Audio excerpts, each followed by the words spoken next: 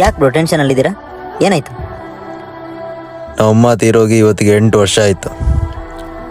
ಆದರೆ ಅವಳ ಕಣ್ಣಲ್ಲಿ ನೀರು ಹಾಕ್ಸಿದ ನನ್ನ ಮಕ್ಕಳಿಗೆ ನನ್ನ ಕೈಯಲ್ಲಿ ಏನೂ ಮಾಡೋಕ್ಕಾಗಲಿಲ್ಲ. ಅದೇ ಬೇಜಾರಾಗ್ತಾ ಇದೆ. ಈ ದ್ವೇಷ ಕಿಚ್ಚೆಲ್ಲ ಬೇಡ ಬ್ರೋ. ನಮ್ಮ ಲೈಫ್ ನಮ್ಮ ಜೀವನ ನಾನು ನೋಡ್ಕೊಳ್ಳೋ.